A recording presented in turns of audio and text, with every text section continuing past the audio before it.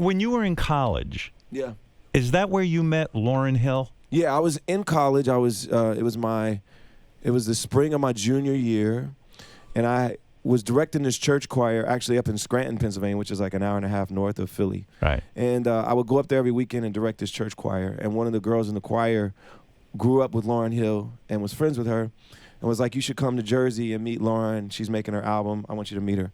So I went to... this is when she was making the Miseducation of Lauryn Hill. Yes, Miseducation of Lauryn Hill. She'd already done the big album with the Fugees, the score, and everyone was like, "Oh, Lauryn Hill's going to do a solo album. I want to hear what this sounds like." And she was making the Miseducation. Were you a fan of hers from the Fugees? Yes, I was. They had come and played a big concert at my school like a couple years before that. I think she's amazing. Yeah, she's awesome. Yeah. And so I went to the studio. It was over here in like, South Orange or East Orange, one of the oranges. Right. And, I went to the studio. She was in the house. Is that intimidating for you when someone says I was intimidated. I just sat in the corner and was just kind of quiet. So you meet her. Yeah.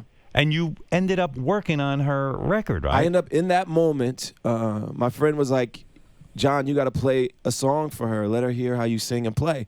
So I played a song for her. What'd you play for Lauryn Hill? I sang a Stevie Wonder song called "Love's in Need," and I played a original song that I did called "It's Too Late." So was that your first really big payday, the Lauryn Hill experience? No, man, I got $500 for that. So you don't get a piece of the action on the record? No, because I didn't write anything. I just played on it. So it's just a session fee. Okay. So and I didn't even know it was going to make the session. I didn't know the song was going to make the album. I didn't know my piano was going to make the song. She took that song that you played for her, and is that the one she put on the record? Oh, no. She was already working on a song. Right. And she had written it with the people in the room, and she just asked me to play piano on it. And so the first song I ever played on a major album was "Everything Is Everything." Oh, on the Miseducation of Lauryn Hill. That's a great song, yeah, right? It's a great song.